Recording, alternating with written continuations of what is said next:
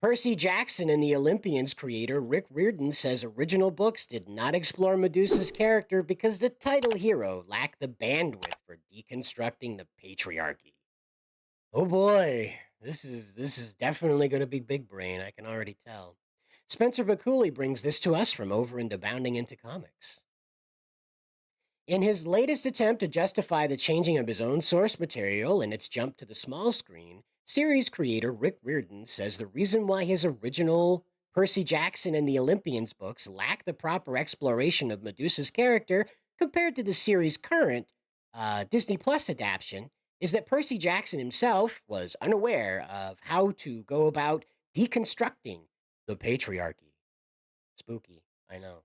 Yeah.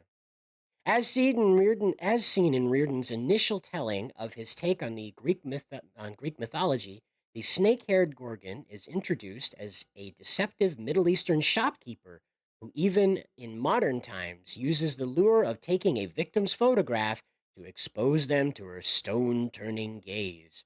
Eventually encountered by Percy after he, Annabeth, and Grover stumble into her store in search of food.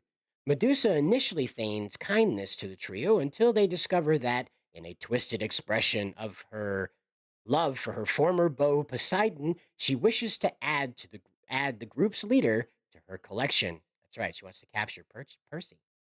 However, thanks to Percy's quick thinking and the steel of his riptide blade, their encounter ultimately ends with her severed head resting on the floor and her plans ultimately left unfulfilled. But that's not enough. That's not enough. Mm-mm. It's very spoopy. Very spoopy. But in the Disney Plus series, things play out a little differently. Therein, as seen in the series' third episode, we visit the Garden Gnome Emporium. The Gordon makes her debut when she appears to offer the lead trio refuge from their ongoing pursuit by Hades' Furies. Reluctantly accepting her assistance, the trio then proceeds to enjoy a brief lunch with her, during which she is able to pick up on Annabeth's palpable anger toward her, a result of both her dedicated allegiance and love for her own mother, Athena. That's Annabeth and Athena. Yep. Seeking to explain her side of the story, Medusa explains the tension by Medusa responds to the tension by explaining her side of the story. Athena was everything to me. I worshipped her. I prayed to her. I made offerings. She never answered, not even an omen to suggest she appreciated my love. Yeah. I wasn't like you, sweetheart, she addresses Annabeth. I was you. I would have worshipped her that way for the rest of my lifetime, in silence. But then one day, another god came, and he broke that silence. Your father, she says, pointing to Percy in this scene, she points at him and says, your father, the sea god, told me that he loved me. I felt as though he saw me in a way I had never been seen before, but then Athena declared that I had embarrassed her and I needed to be punished. Not him, me. She decided that I would never be seen again by anyone who would live to tell the tale. Amidst constant protestations to her mother's innocence from Annabeth, Medusa then concludes the gods want you to believe that they're infallible, but they only want what all bullies want. They want us to blame ourselves over their shortcomings.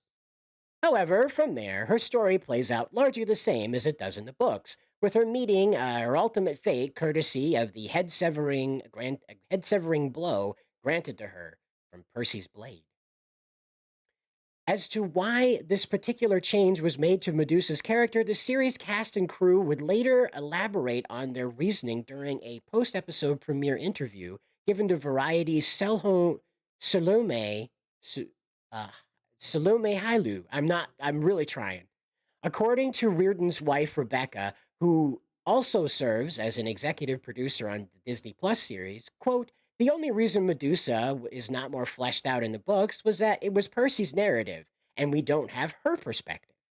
Jumping off of his wife's assertions, Reardon himself further claimed, quote, as a 12-year-old boy in 2005, I don't think he had the bandwidth for deconstructing the patriarchy. He was looking at it as this scary woman was trying to turn me into stone. Which I mean, really, what more do you want? What more do you want? It's a young adult novel. What more do you want? To this end, Rebecca noted, quote, it was one of the first things we talked about, how to not have a patriarchal lens. And it was through this anti-patriarchal lens that, per the Disney Plus co-creator and co-showrunner John Steinberg explained, the team decided to deviate from the original chain of events in order to touch upon the contemporary argument in the original myth that Medusa was not a willing lover of Poseidon, but rather a victim of sexual assault. If you know what she's talking about, you know what she's talking about, detailed Steinberg of Medusa's meeting with Percy and company. If you're too young to be in that conversation, it won't bother you. If you're just in a scene about this woman who seems to be very complicated, and somebody's got an opinion, and everybody's got an opinion on about what went down. There's no version that is the version. If Athena and Poseidon were in that room, you'd get 3 different versions of that same story. Echoing his show-running partner's rhetoric, Reardon then asserted, quote, there are many versions from ancient times of what happened in that temple with Medusa and Poseidon and Athena. Who's to blame? Who's the abuser? What's the real story? It's fiction, but it certainly is important to acknowledge that there is abuse involved there, abuse of power. One of the most interesting changes that inform the way she looks is that Medusa, in Medusa's point of view, the real curse wasn't making her ugly, it was making her invisible. She has chosen, in this version, to own that, to be seen, to be elegant. She turns people into stone and uses that as art. She has been physically changed. She's accepted herself the way she is, and that the power that she has, but also she's been traumatized. God, these people, they're up their own butts so far. In service of his read of Medusa's story, the character's actress in service of this read of Medusa's story, the character's actress Jessica Parker Kennedy then revealed to Hailu, quote, John wrote a story of Medusa thinking that Poseidon was someone she could trust, and he broke that trust. She was feeling safe, and then the situation turned unsafe. I chose to play that as she was a victim of rape and total abandonment, not understanding why Athena would turn on her. Kennedy also explained that her performance was inspired by artist Luciano Garibaldi's 2008 statue Medusa with the Head of Perseus, a piece which inverts the image seen in in Cicilline's 1545 Perseus with the head of Medusa. In recent years, it was used as an icon for the Me Too movement. And it seems that the actress was not the only crew member to take inspiration from the statue, as Reardon made it a point to highlight how, quote, another thing we did was show everybody on the show the statue of Medusa holding Perseus's head, the inverted story. It was a powerful piece of art to start a conversation about who exactly is telling this story. As of this writing, new episodes of Percy Jackson and the Olympians hit Disney Plus every Tuesday at 9 p.m. EST. So I know where I'm not going to be at 9 p.m. at EST. That's right. I am not going to be on Disney Plus for this crap. Look, all of this message, man, what is the point of it? Is this a show for children?